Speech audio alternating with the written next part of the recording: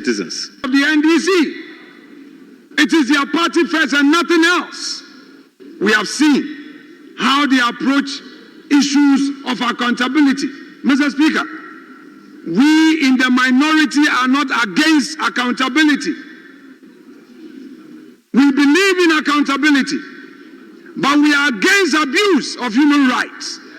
Today, all the human rights lawyers in the NDC have kept quiet. They've gone to sleep. Where are their human rights lawyers? Their human rights lawyers who were in court enforcing the rights of citizens. Where are they? Today, Ghanaian citizens are detained by investigative agencies beyond 48 hours. Ghanaian citizens have their right being abused without taking them to court. The NDC does not believe in the rule of law, and it is clear in their posture. So-called legal search, which ends up in intimidation. Today, if you even criticize them, they threaten you. If you criticize them, they threaten you. They threaten you. And they say, if you dare me, I would release the tape. Release the tape. We tired of the hate, the hypocrisy, and the double standards. We tired.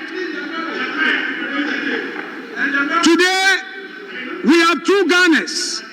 One Ghana for the NDC, which is a Ghana of enjoyment, and another Ghana for the MPP and political opponent, which is a Ghana of pain and anguish. Is this the resetting you promised? Is this the resetting you promised? Today in our public service, whereas they are sacking Ghanaians, they are bringing their party foot soldiers with questionable qualifications. Their party communication officers are filling all the PRO offices in our public service without interview. Have they so soon forgotten their own case in the Republic, in Donko versus the Republic? Have they forgotten the ruling in the case of Donko versus the Republic? Oh, NDC.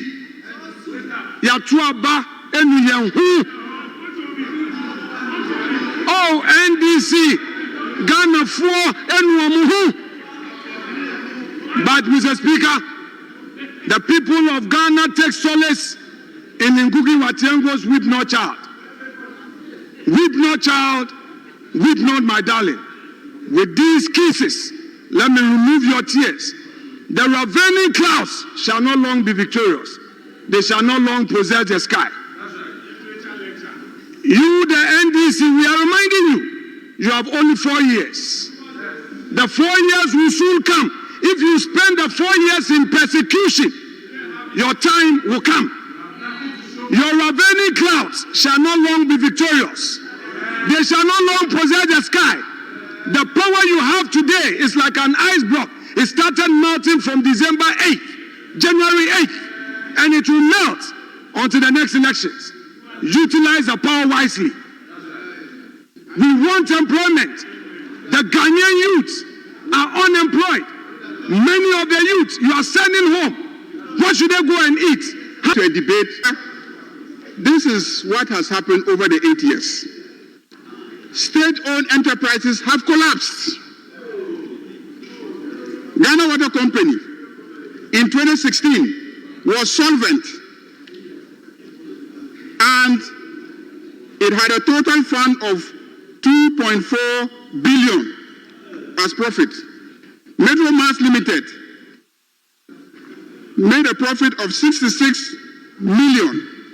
In 2023, Ghana Water Company became insolvent and lost 345 million Ghana cedis. Metro Mass lost 11 million Ghana cedis. In 2016, ECG made a profit of 3.2 billion Ghana cedis. 2016, Electricity Company of Ghana, 3.2 billion Ghana cedis. Ghana Water Company where a known friend of mine used to work. A known friend of mine used to work. In 2016, they made a profit of 101 million Ghana cedis. Mr. Speaker, in 2023, ECG made a loss of a colossal sum of 5.9 billion Ghana cedis. Ghana Water Company made a loss of 1.9 billion Ghana cedis.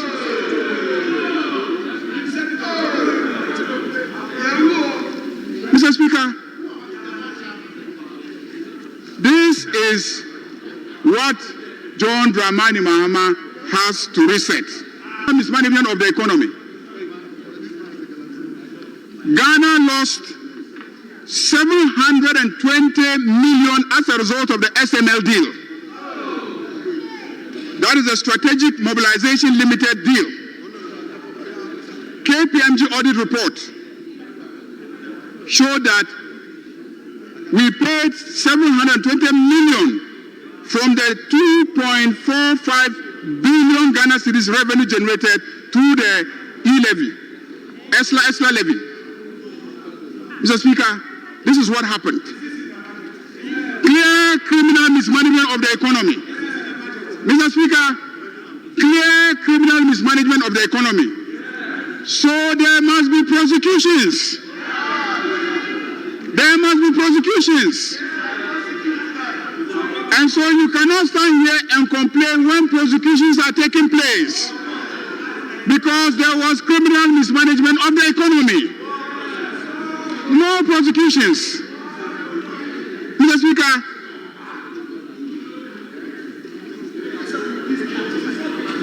mismanagement of the economy. When this country could have used 6 billion Ghana cedis to capitalize 11 affected banks, commercial banks. We didn't do that. We waited, carry out a banking sector cleanup exercise, and in the end, we paid 30 billion Ghana cedis for a problem that we could have solved with 6 billion Ghana cedis. What else? What else fits the discrimination of criminal mismanagement of an economy?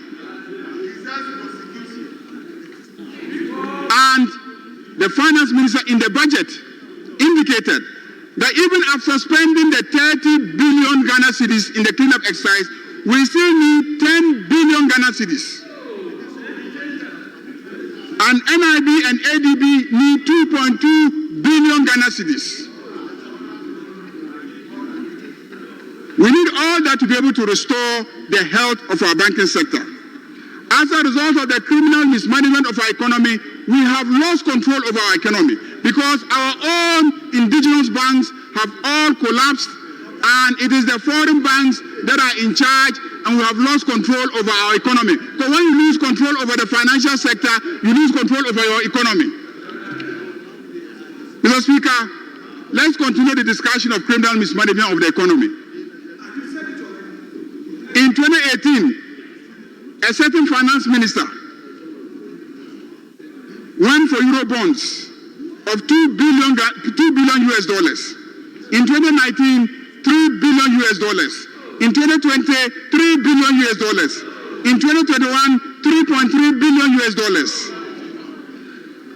Mr. Speaker, as he did this, he was walking home with $9.2 million US dollars as fees for his bank that negotiated the bonds. Let's talk about criminal mismanagement of our economy.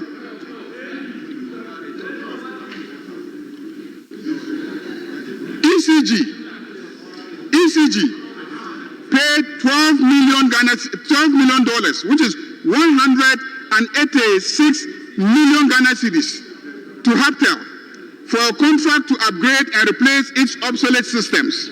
Listen carefully. Listen carefully. ECG paid $12 million, equivalent to 186 million Ghana cedis to Haptel for a contract to upgrade and replace its obsolete systems. After the execution of the contract, when ECG used the platform to raise money, an additional 403 million Ghana cedis was paid to them. Meanwhile, ECG has huge debt, and the 589 million Ghana cedis that was paid could have been used to pay ECG debts. Mr. Speaker, let's continue the discussion of criminal mismanagement of the economy. In the last 14 years, we have recorded the highest inflation rate under the Akufo-Addo regime, where inflation went up to 50%. We have suffered the most volatile exchange rate. Mr. Speaker, the Bank of Ghana was brought to its knees. But whilst the obituary of the Bank of Ghana was being announced in an audit report revealed in 2023, President Akufo-Addo and Bawumia were busy constructing a Bank of Ghana building at the cost of $261 million United States dollars. A building that they were told to construct at a little over 88 million United States dollars. Mr. Speaker, whilst they went to the IMF for a bailout of 3 billion United States dollars for 3 years, civil society groups were telling us that we were losing 3 billion US dollars annually to corruption in this country. Mr. Speaker, instead of going to the IMF for a bailout, if they had cleaned the Flagstaff House or then Jubilee House and stopped using Jubilee House as a clearing house for corruption, we could have been saving 2 billion US dollars annually, and we could have been lending to the IMF instead. In 3 years, the IMF will owe us 6 billion United States dollars of the budget or a debate about governance in this country.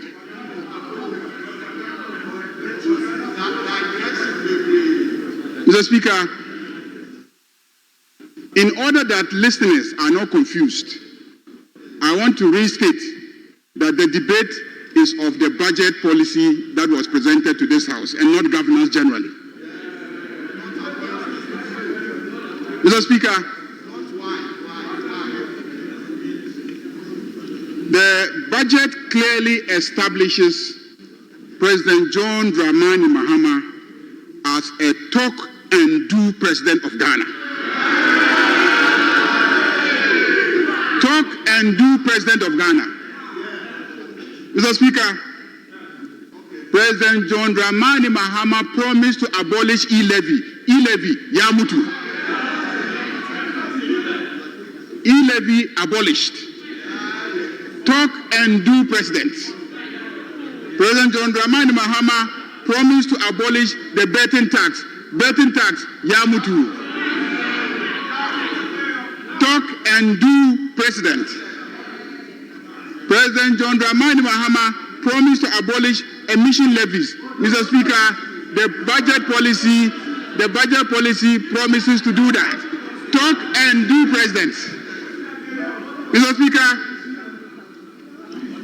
President John Dramani Mahama promised to abolish the VAT on motor vehicle insurance policy. Mr. Speaker, that is also going. Talk and do president. President John Dramani Mahama promised not to tax small-scale miners. Mr. Speaker, that is also going. Talk and do president. Mr. Speaker, President John Dramani Mahama promised to stabilize the city by establishing the Ghana Gold Board. That is also happening. Talk and do president. President John Dramani Mahama promised to reduce the size of government and cut down on government expenditure. Mr. Speaker, ministries are being reduced from 30 to 23 and ministers reduced from 88 to 60. Talk and do, President. Mr. Speaker, we promise to cut down on waste and inefficiency, and we are removing Ghana Cares, You Start, One District, One Factory. They are all going. Talk and do, President. Mr. Speaker, the President promised to take away duplication and cost. And so he is realigning institutions and doing away with the development authorities and assigning their responsibilities to the various district assemblies where they actually belong to. Talk and do, President.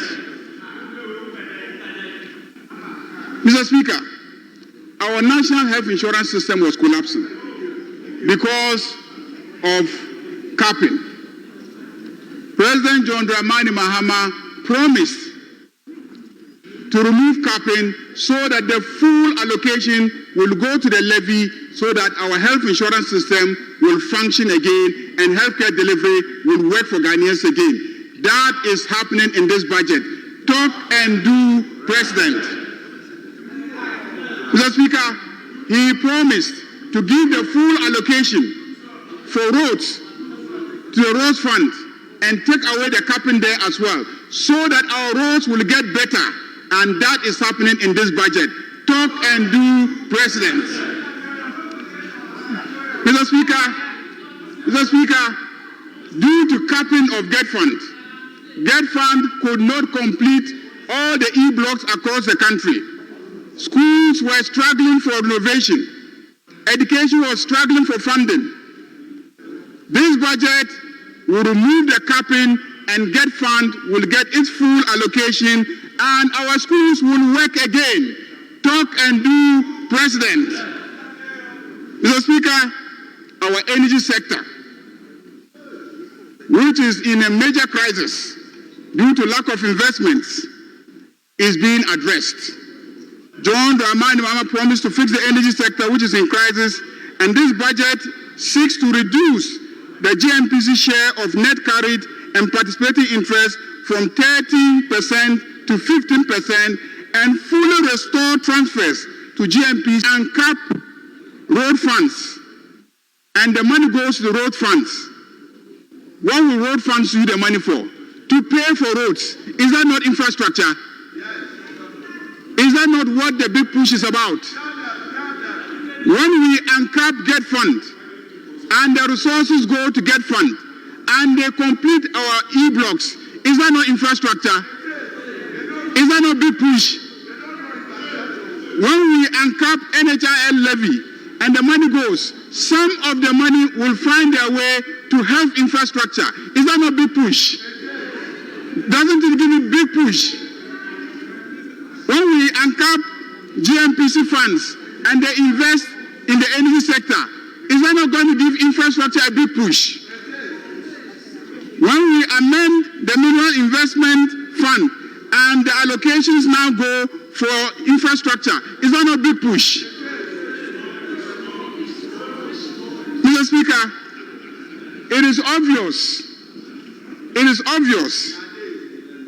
that the creativity, the ingenuity, the intellect, and simple nyansa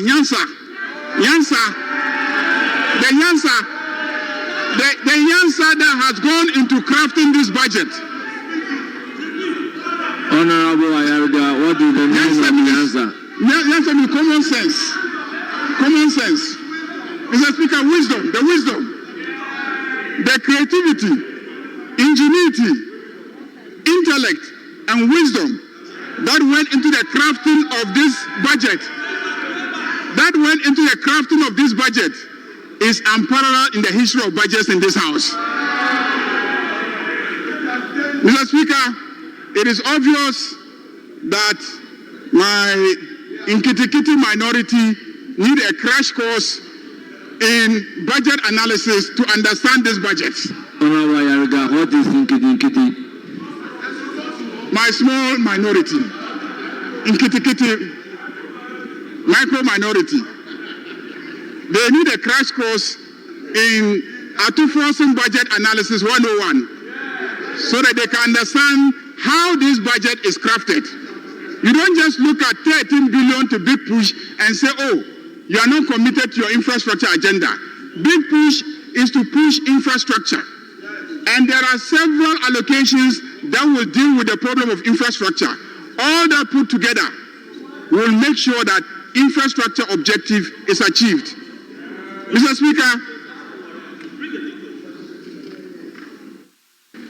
I hear them say that we haven't allocated enough resources for agriculture, for economic transformation.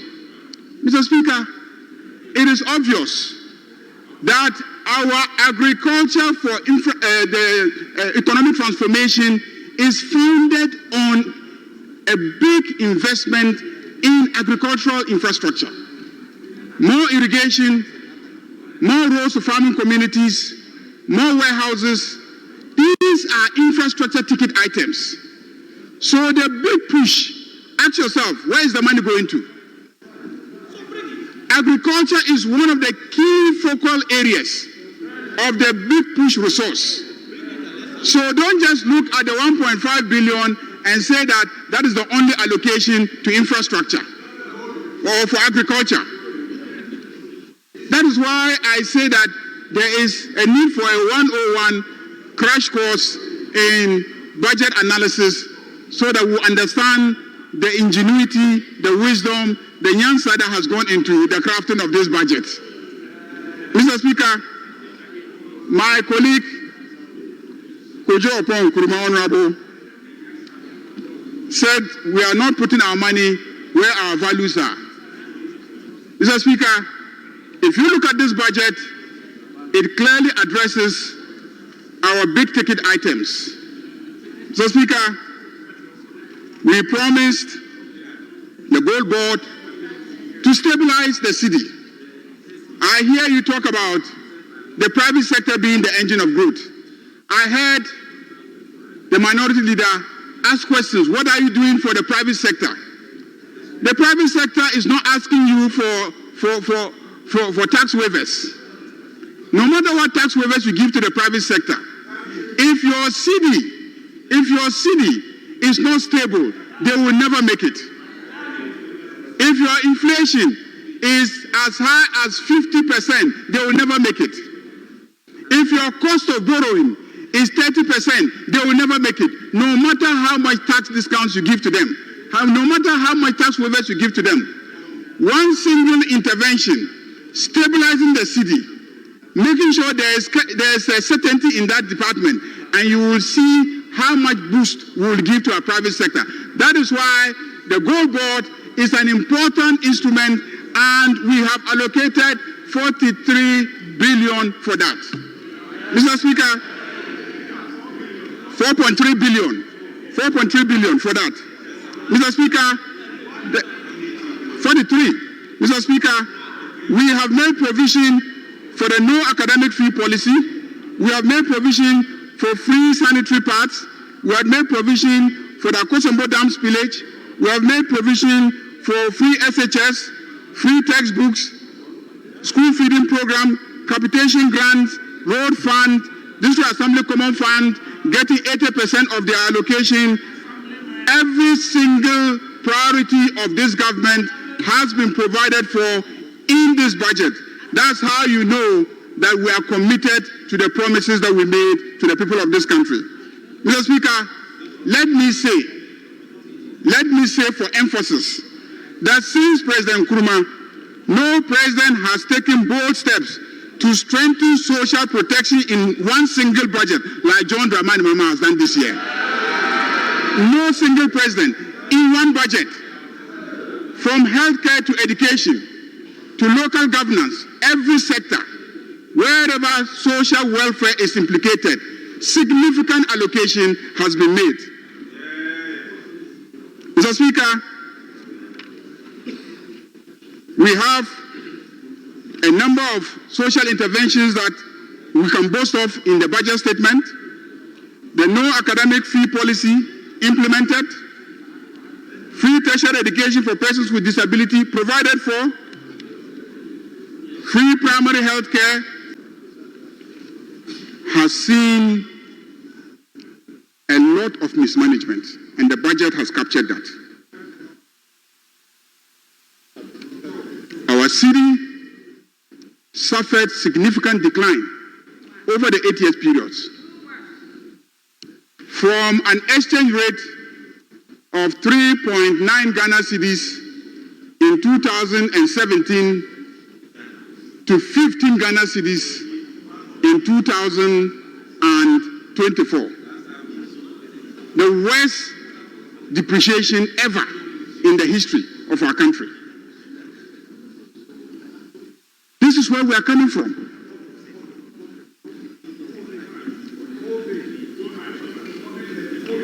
This country, government was buying treasury bills at 28 to 30% interest. This is where we are coming from. How was the private sector going to be able to get loans in order to invest and create jobs to employ our teeming youth? This is where we are coming from. Our public debt, Mr. Speaker, had ballooned from 122 billion to 726.7 billion Ghana cedis.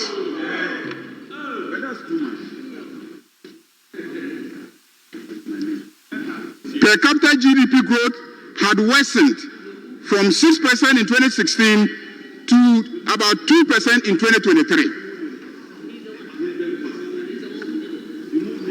Mr. Speaker, the banking sector has collapsed. The banking sector collapsed. Yes, collapsed. Collapsed. As we speak. As we speak. Mr. Speaker, in 2016, the average capital adequacy ratio of our banks stood at 19.46%. Average capital adequacy ratio of our banks in 2016 stood at 19.46%. Today, 2024, I'm not even talking about today, 2024, the average capital adequacy ratio of the banks worsened to 4%. Worsened to 4%. Worsened to 4%. Get to the Bank of Ghana. Their records.